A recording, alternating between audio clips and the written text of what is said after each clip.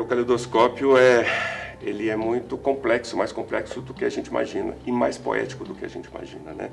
Existem vários tipos de caleidoscópio. Por exemplo, esse aqui é um caleidoscópio onde você tem as pecinhas soltas na caixa, né, de fundo, e elas tombam umas sobre as outras, produzindo um movimento mais exato, mais reto.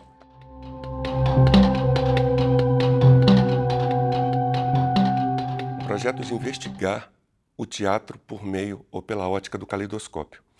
Por isso eu montei uma oficina em 1994 na Sala Conchita de Moraes, subsolo do Teatro do Sina, como um curso de extensão da Faculdade do Sina. E foi a partir daí, a partir dessa primeira oficina, que eu comecei a desenvolver essa pesquisa. O grupo foi surgindo ao longo dos anos, e eu não posso nem chamar de grupo propriamente, porque não tínhamos nos reunido intencionalmente, né? O grupo foi formado de uma maneira muito orgânica e aleatória, como é o caleidoscópio. E isso me agrada muito. Eu posso chamar de agrupamento, mas não de grupo.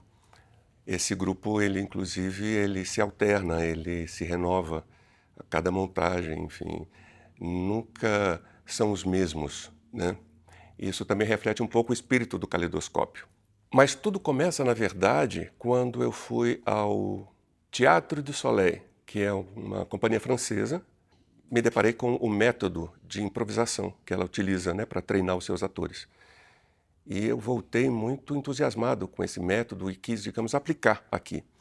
E antes de eu criar essa oficina para desenvolver esse método, essa maneira, né, de treinar atores por meio da improvisação, eu fui à torre de TV e manuseando também, por acaso, um caleidoscópio. Eu disse, que interessante, né? Isso aqui parece os atores se movendo, né, na improvisação de uma maneira aleatória, não previsível, né, buscando um nível de expressão física, né, para elaborar sua mensagem corporal. E eu falei, cara, que interessante, eu vou fazer um paralelo entre o teatro e o caleidoscópio. E no mesmo ano eu fui fazer um treinamento e participar, né, da Escola Internacional de Antropologia Teatral, que é dirigida pelo Eugênio Barba. E no meio de uma palestra, ele também cita o ator oriental como um exemplo de performance caleidoscópica. Isso também ficou na minha cabeça. E aí deu start, eu falei, agora sim, agora eu não tenho por que não acreditar nessa metáfora, né? E fui buscar as similaridades entre o teatro e o caleidoscópio. Essa pesquisa durou desde o início do projeto, né, até virar objeto do meu mestrado. E aí foi, digamos assim, onde eu pude realmente desenvolver, né, essa associação que eu faço, né, entre a dinâmica teatral, né, e os princípios que regem a dinâmica do caleidoscópio. É um caleidoscópio onde as peças estão inseridas em glicerina, né, e aí o movimento são movimentos mais suaves, né, circulares, dando uma outra dinâmica, né? O espírito caleidoscópico, ele está em todas as instâncias do teatro, né? O próprio fenômeno teatral já é um fenômeno caleidoscópico. Por quê? Porque é um sistema de signos, né, que se combinam, né, e produzem, digamos, uma estética, né, produzem o que nós chamamos de espetáculo, né, produzem a matéria teatral em si, né. Então, a dramaturgia também. A dramaturgia é uma sequência caleidoscópica, né, de acontecimentos, né, como dizia Rousseau, o semioticista, né. Agora, o ator também, ele é um sistema fragmentário, né, porque ele é um corpo que se modifica em energia, em vibração, né, em composição em busca dessa expressividade. Então, o caleidoscópio ele é aplicado ao ator, à cena, né, à direção da cena, à dramaturgia, ele está presente em tudo. Então, nós temos vontade, às vezes, de trabalhar com um texto pronto, um texto que nos chega e é interessante, né? Pode ser um ponto de partida bom, mas a gente também gosta muito de inventar as nossas próprias histórias. E aí a gente entra num processo colaborativo, né? Ou estabelecendo dinâmicas que possam dar origem, né, a uma dramaturgia espontânea. Então, isso depende muito. As nossas invenções dramatúrgicas têm sido muito interessantes também, porque eu acho que você criar o próprio texto, a própria dramaturgia, também te dá esse sentido de pertencer àquele processo, né? Não é algo pré-editado que nos chega e tentamos adaptar, né, já a uma visão do autor, né? Nós somos todos autores. Então, fazemos de tudo, até misturamos coisas. Esse último espetáculo comemorativo dos 30 anos, a gente misturou Shakespeare com uma dramaturgia colaborativa nossa, que nós escrevemos. Eu acho que todos nós somos muito diferentes, né? Porque, enfim, somos indivíduos diferentes, né? Numa coletividade diferente, criando demandas diferentes, urgências diferentes, poéticas diferentes.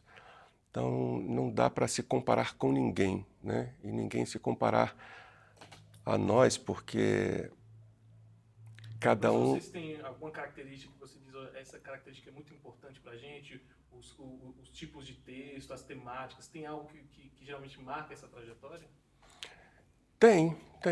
Geralmente a gente gosta de falar daquilo que nos toca no momento, né? É claro que nós temos, assim, ambições, né, políticas, né, com o nosso discurso, mas as nossas ambições estéticas, elas são bem maiores, sabe? Pelo menos da minha parte, né? Então, assim, sempre aberta, né, sempre aberto o tema que a gente vai desenvolver, abordar, né? Sempre aberto. Mas o que caracteriza talvez seja essa maneira da gente trabalhar com a improvisação, sabe? Com as técnicas, digamos assim, ou as dinâmicas, né, corporais inspiradas no caleidoscópio. É uma linguagem que também o grupo vai criando, né? Então, o que diferencia é a nossa própria maneira de lidar com a matéria corporal, né, com o espaço cênico, com o texto, enfim, e com as nossas próprias verdades, né? É um caleidoscópio que eu comprei numa feira internacional de fabricantes de caleidoscópio, porque existem.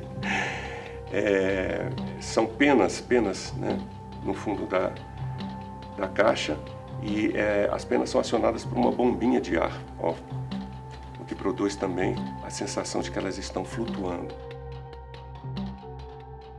Eu me enxergo e nos enxergamos como um grupo ou um projeto independente mesmo. Nós não somos financiados por nenhuma instituição, não temos patrocínio. Nós conseguimos eventualmente um recurso ou outro, né, do Fundo de Apoio à Cultura, da Secretaria de Cultura daqui, do Distrito Federal, mas não é a tônica, entende? Nossos projetos, às vezes, são feitos sem recursos, ou com os nossos próprios recursos. Então, eu me enxergo como um grupo independente, que não está atrelado à demanda ou à dinâmica governamental, né? Nós trabalhamos por necessidade nossa, né? Meios de produção, porque, enfim, se você não tem recursos, né, digamos assim, captados, né, de algum fundo, né, você tem que correr atrás, né? Tem aí um sistema, digamos, fiscal e legal, né, que permite a gente captar recursos em várias instâncias, né, tanto do governo aqui, do Distrito Federal, ou quanto do governo federal. Mas é sempre uma burocracia imensa, né? Quem tem aptidão para isso, né? Ótimo. Quem não tem acaba terceirizando esse setor, mas importantíssimo, né? Ter, digamos, um esquema de produção para você dar vazão às suas criações. Agora, é super desafiador agora conseguir uma pauta em Brasília, né? Eu tive um teatro durante 10 anos e sei o quanto é difícil. Enquanto você tem um teatro, você tem a liberdade, né? Essa inspiração de trabalhar os movimentos, né, mais flutuantes, né, mais aéreos e tudo mais.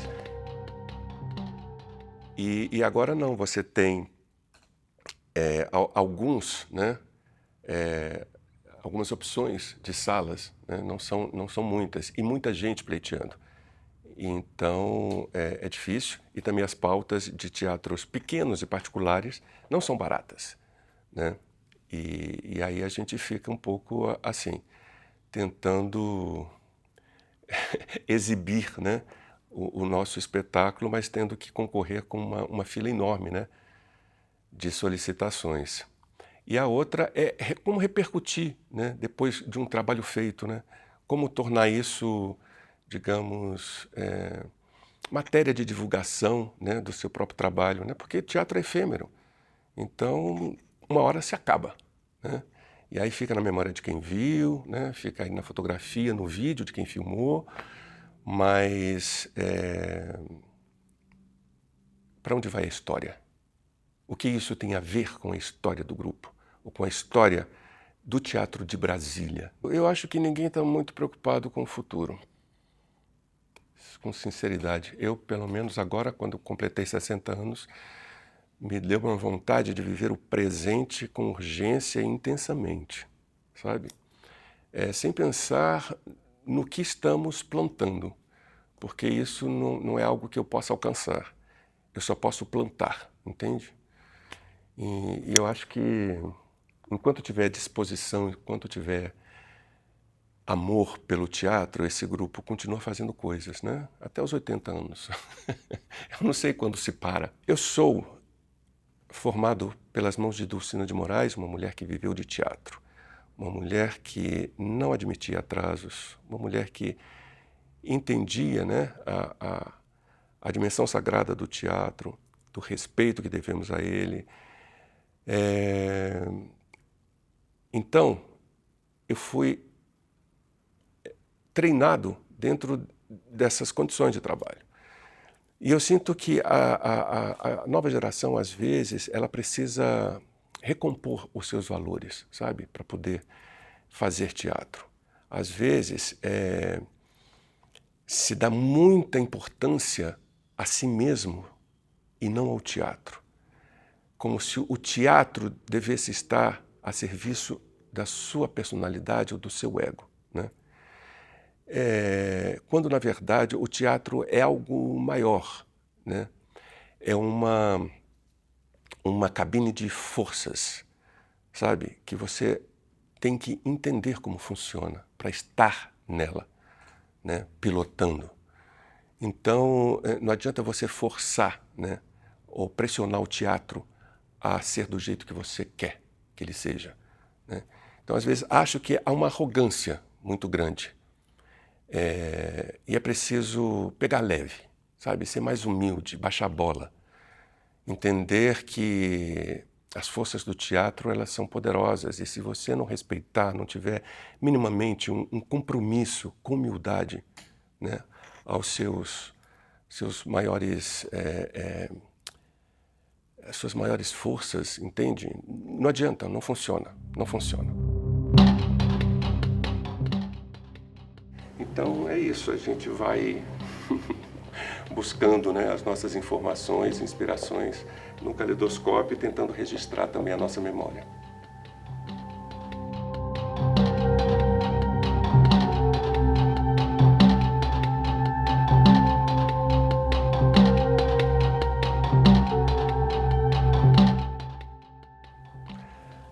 Brincantes.